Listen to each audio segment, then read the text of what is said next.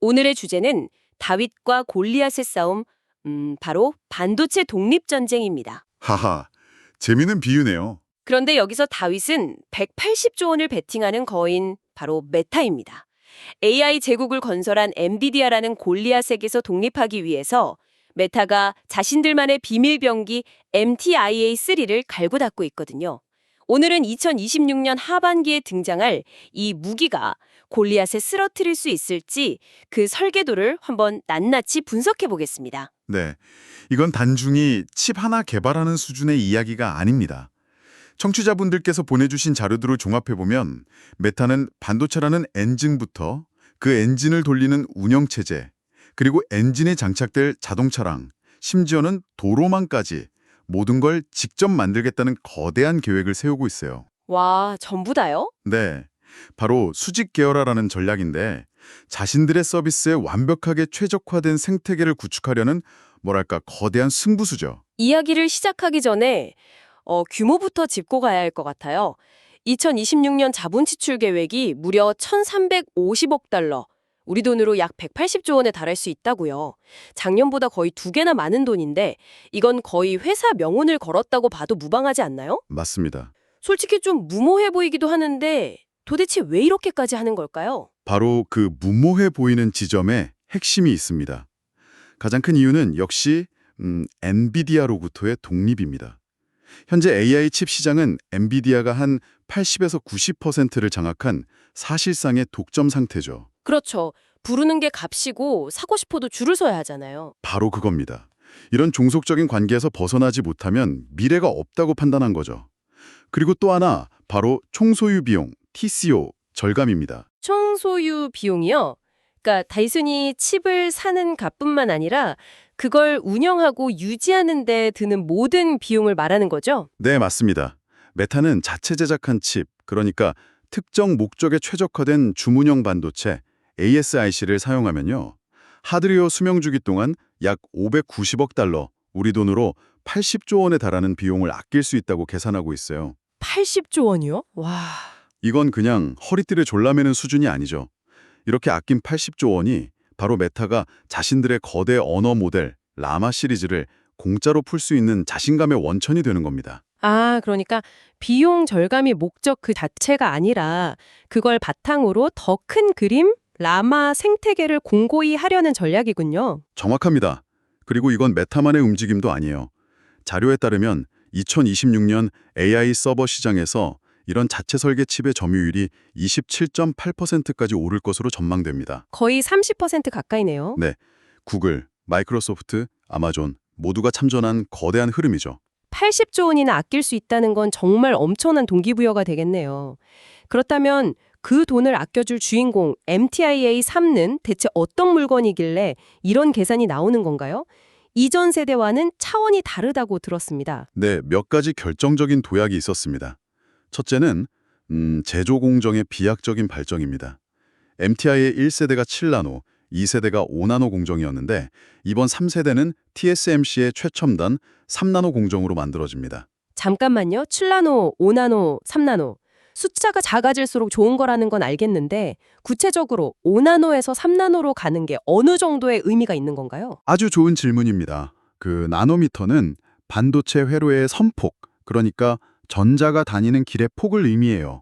이 길이 좁아질수록 같은 면적에 더 많은 트랜지스터, 즉 일꼬를 집어넣을 수 있습니다. 아하, 더 촘촘해지는 거군요. 그렇죠. 더 많은 일꾼이 더 좁은 공간에서 일하니까 성능은 올라가고 전력 소모는 줄어들죠. 5나노에서 3나노로의 전환은 단순히 숫자가 2 줄어든 게 아니라 기술적으로 엄청난 난이도를 뛰어넘는 퀀텀 점프라고 보시면 됩니다. 그리고 둘째, 칩의 기본 설계도인 아키텍처로 오픈소스인 RISC-V를 채택했다는 점입니다. 아, RISC-V. 저도 들어봤어요. 스마트폰 칩에 많이 쓰이는 ARM 아키텍처와 달리 누구든 자유롭게 쓸 수 있는 공개된 설계도 같은 거죠? 맞습니다. 마치 운영체제에서 윈도우 대신 리눅스를 쓰는 것과 비슷하겠네요? 완벽한 비유입니다. ARM을 쓰면 칩을 팔 때마다 비싼 로열티를 내야 하지만 RISC-V는 그럴 필요가 없죠. 비용 절감은 물론이고 더 중요한 건 자유도입니다. 메타의 광고 추천 알고리즘처럼 특정 작업에만 필요한 명령어를 마음대로 추가해서 우리 회사 서비스에 딱 맞는 맞춤형 두뇌를 만들 수 있게 된 겁니다. 성능 목표도 아주 공격적이더라고요. 특히 희소 연산 성능을 7배나 끌어올린다는 목표가 눈에 띄던데요. 이게 왜 그렇게 중요한 건가요? 그 부분을 짚어주셔야 합니다. 일반적인 AI 연산은 꽉 찬 숫자판을 계산하는 밀집 연산인데요. 인스타그램 피드를 한번 상상해 보세요. 수억 명의 사용자 중에 나와 관련된 정보는 정말 극소수잖아요. 그렇죠. 대부분은 저랑 상관없는 정보들이죠. 이렇게 99.9%는 0으로 채워진 듬성듬성한 데이터 속에서 핵심적인 관계를 찾아내는 게 바로 희소 연산입니다. 아하, 그러니까 메타의 핵심 수행 모델인 맞춤형 광고랑 컨텐츠 추천의 성능과 직결되는 계산 방식이군요. 바로 그겁니다. 이걸 잘하는 칩이 곧 돈을 버는 칩인 셈이네요. 맞습니다. 일반 연산 성능은 3.5배 높이면서 자기들 돈벌이와 직결된 희소 연산 성능은 7배나 높이겠다는 건 이 칩의 목적이 무엇인지를 명확하게 보여주는 거죠. 범용성보다는 우리 사업을 위한 최고의 무기를 만들겠다는 의지입니다. 듣다 보니 궁금한 게 생겼는데 2세대까지는 브로드컴이라는 칩 설계 회사와 협력하지 않았나요? 네, 그랬었죠. 그런데 3세대에서는 TSMC의 계열사인 GUC라는 곳과 손을 잡았다고요? 굳이 파트너를 바꾼 특별한 이유가 있을까요? 칩 설계가 그만큼 더 복잡해졌다는 신호로 봐도 될까요? 정확한 지적입니다. 그게 바로 핵심인데요. 칩이 고도화되면서 단순히 반도체 웨이프를 잘라 만드는 전공정을 넘어서 이걸 어떻게 자르고 붙이고 포장하는지, 즉 후공정 패키징 기술이 훨씬 더 중요해졌습니다. MTI3는 칩 크기도 커지고 구조도 복잡해져서 기존 방식으로는 한계에 부딪혔고, 이걸 해결해 줄 수 있는 고도의 패키징 기술을 가진 파트너로 GUC를 선택한 겁니다. 아, 그렇군요. 이건 메타가 칩 설계의 아주 깊숙한 부분까지 직접 관여하고 있다는 명백한 증거이기도 하죠. 와, 하드웨어 스펙만 들어도 엄청난데요. 하지만 최고의 엔진을 만들었다고 해서 바로 F1 레이싱카가 되는 건 아니잖아요. 물론이죠. 이 강력한 칩의 성능을 100% 끌어내려면 소프트웨어가 받쳐줘야 할 텐데 사실 진짜 전쟁터는 거기라고들 하죠. 엔비디아의 쿠다 생체계는 거의 난공불락의 철옹성인데 메타는 무슨 묘수가 있는 겁니까? 바로 그 지점이 메타 전략의 가장 흥미로운 부분입니다. 말씀하신 대로 엔진을 완성하는 두 개의 축, 바로 메모리와 소프트웨어에서 메타는 또 한 번의 도약을 준비하고 있습니다. 먼저 메모리부터 보면 기존 스마트폰에 주로 쓰이던 LPDDR5에서 HBM3라는 고대역폭 메모리로 갈아탑니다. HBM? 고대역폭 메모리? AI 칩 이야기 나올 때마다 항상 등장하는 이름이네요. 이게 그렇게 중요한가요? 네, AI 학습은 결국 방대한 데이터를 칩으로 얼마나 빨리 가져오느냐의 싸움입니다. 칩의 연산 속도가 아무리 빨라도 데이터가 들어오는 길이 좁으면 병목 현상이 생기죠. 아, 도로가 좁은 거랑 똑같군요. 맞습니다. HBM은 데이터가 다니는 고속도로 차선을 수십 배로 넓혀주는 기술이라고 생각하시면 됩니다. MTI3가 HBM3를 탑재한다는 건 엔비디아의 최신의 칩인 블랙웰 B200과 데이터 고속도로 넓이가 거의 같아진다는 의미예요. 와, 그 정도인가요? 네, 이건 MTI-S3가 단순 추론을 넘어서 본격적인 AI 학습 시장까지 넘보고 있다는 명확한 선전포고입니다. 하드웨어의 혈관을 바꾼 셈이군요. 그렇다면 신경망에 해당하는 소프트웨어는 어떻습니까? 아까 엔비디아의 쿠다라는 철옹성을 언급했는데 이걸 어떻게 뚫을 생각인 거죠? 여기서 메타가 가진 가장 강력한 무기, 바로 파이토치가 등장합니다. 아, 파이터치. 네, 전 세계 AI 개발자들이 가장 많이 쓰는 개발 도구 중 하나를 메타가 직접 만들고 있죠. 이걸 바탕으로 하드웨어, 소프트웨어 공동 설계 전략을 펼치는 겁니다. 하드웨어랑 소프트웨어를 같이 설계한다. 네, 즉 칩을 설계할 때부터 파이토치에서 가장 잘 돌아가도록 만드는 거죠. 아, 칩 따로 소프트웨어 따로가 아니라 처음부터 한 몸처럼 설계한다. 그렇습니다. 그리고 개발자들의 편의를 위해 트리톤 MTI라는 컴파일러를 만들었습니다. 개발자들은 자기들이 익숙한 파이썬 같은 쉬운 언어로 코드를 짜기만 하면 이 똑똑한 번역기, 컴파일러가 알아서 MTI의 칩에 가장 최적화된 기계어로 번역해줍니다. 쿠다를 배우기 위해 몇 달씩 공부할 필요가 없게 만드는 거네요. 바로 그거죠. 쿠다의 진입장벽을 영리하게 우회하는 전략입니다. 잠깐만요. 그럼 엔비디아가 오랫동안 쌓아올린 쿠다라는 성벽을 자동 번역기 하나로 무너뜨리겠다는 거네요? 개발자들 입장에서는 정말 편하겠는데요. 그런데 여기서 한 발 더 나아갔다고 들었습니다. AI가 직접 코드를 짜는 시스템까지 도입했다고요. 네, 그게 정말 공상과학 같은 이야기인데 바로 커널 이볼브라는 AI 에이전트 프레임워크입니다. 이건 사람이 코드를 짜는 게 아니라 AI가 MTI의 집에 가장 효율적인 코드가 무엇일지 스스로 수천 개의 후보를 만들고 테스트하고 검증해서 최적의 코드를 찾아내는 시스템입니다. AI가 코딩을 한다고요? 그렇죠. 사람이 몇 주 동안 머리를 싸매고 할 작업을 단 몇 시간 만에 끝내버린다고 해요. 와, AI를 만들기 위한 칩을 설계하고 그 칩을 돌릴 소프트웨어 코드를 또 다른 AI가 만든다니. 이건 정말 차원이 다른 이야기네요. 맞습니다. 소프트웨어 생태계를 구축하는 속도가 말 그대로 기하급수적으로 빨라지겠어요. 네, 이것이 바로 메타가 엔비디아의 아성에 도전하는 방식입니다. 정면으로 부딪히는 게 아니라 자신들이 가장 잘하는 방식으로 규칙 자체를 바꾸고 있는 거죠. 자, 이렇게 괴물 같은 칩과 그걸 뒷받침하는 소프트웨어까지 갖췄습니다. 그럼 이걸 담을 그릇도 달라야 할 것 같은데요. 이 엄청난 시스템을 어디에 둘 건가요? 일반적인 데이터 센터로는 감당이 안 될 것 같은데. 물론입니다. 그래서 메타는 산타바바라라는 이름의 차세대 AI 데이터 센터 프로젝트를 함께 진행하고 있습니다.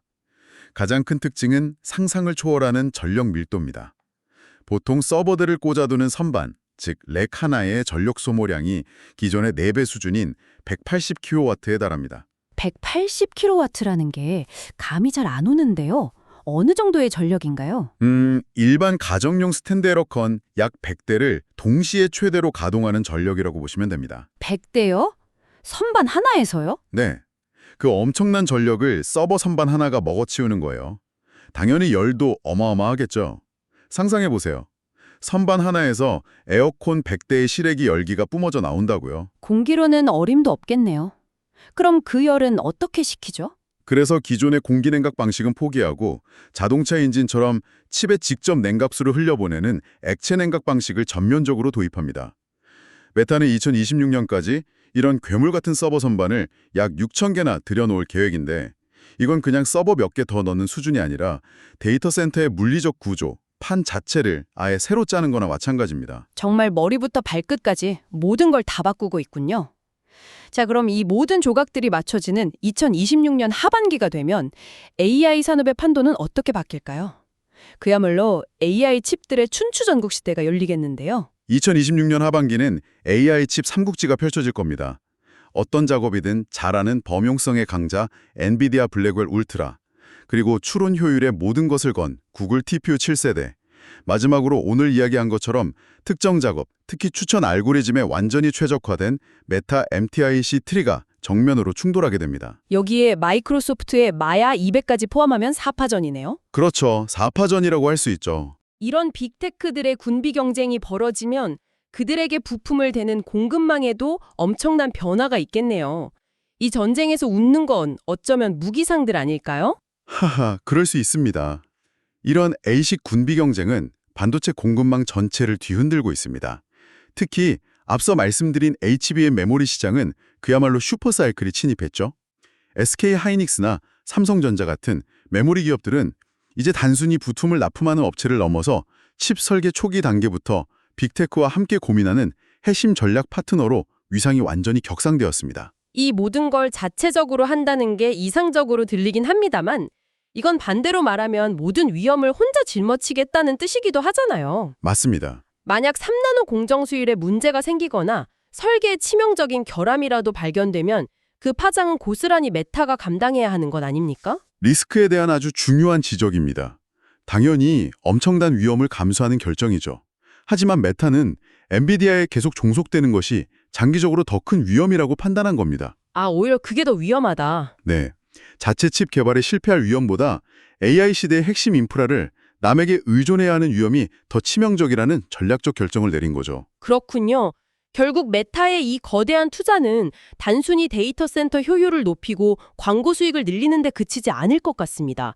이들이 그리는 최종적인 미래, 저커버그의 큰 그림은 대체 뭘까요? MTIA3는 메타의 두 가지 미래 전략, 즉 라마 중심의 개방형 AI 생태계와 웨어러블 혁명을 떠받치는 거대한 기둥입니다. 먼저 2026년에 공개될 것으로 예상되는 차세대 거대 언어 모델 라마4는 수조 개 단위의 파라미터를 가질 텐데 MTIR3는 바로 이 거대한 모델을 가장 효율적으로 훈련하고 서비스하기 위한 전용 발전소 역할을 하게 됩니다. 웨어러블 혁명이라는 건 구체적으로 어떤 그림인가요? 스마트 안경 같은 걸 말하는 건가요? 네, 바로 포스트 스마트폰 시대를 향한 메타의 비전과 직접 연결됩니다. 한번 상상해 보세요. 사용자가 메타의 레이밴 스마트 안경을 쓰고 길을 걷습니다. 안경의 카메라가 수집한 모든 시각 정보가 실시간으로 데이터 센터에 있는 MTIR3 클러스터로 전송돼요. 실시간으로요? 네. 그러면 수천 개의 칩이 이 정보를 분석해서 저기 길 건너편에 친구가 오고 있다.